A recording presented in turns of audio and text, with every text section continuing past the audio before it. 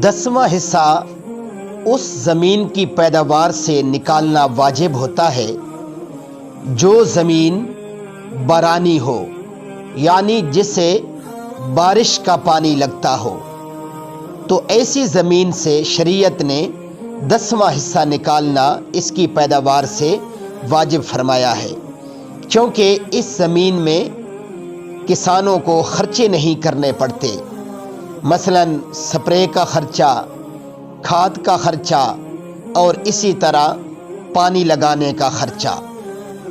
اور 20واں حصہ ان زمینوں سے نکالنا واجب ہوتا ہے، یعنی ان زمینوں کی پیداوار سے جن زمینوں کو نہری پانی لگتا ہے یا ٹیوب ویل وغیرہ کنوؤں کا پانی لگتا ہے، کیونکہ ان میں خرچے ہوتے ہیں، سپرے کا خرچہ ہوتا ہے، دوائیوں کا خرچہ ہوتا ہے اور اسی طرح پانی لگانے وغیرہ کا خرچہ ہوتا ہے۔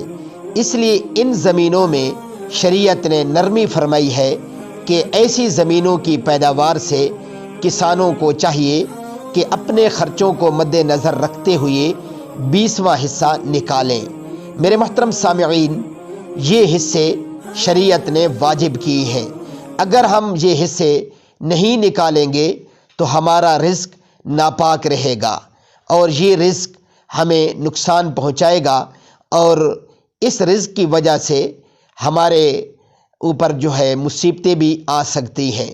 جب رزق پاک ہو جائے گا تو انشاءاللہ العزیز ہمارا رزق وہ پاک جگہوں پر لگے گا، اور اللہ کی مہربانی اور فضل و کرم سے مصیبتیں، بلائیں اور پریشانیاں بھی دور رہیں گی۔ اللہ ہم سب کو شریعت کے مطابق زندگی بسر کرنے کی توفیق عطا فرمائے۔ وآخر دعوانا ان الحمد للہ رب العالمین۔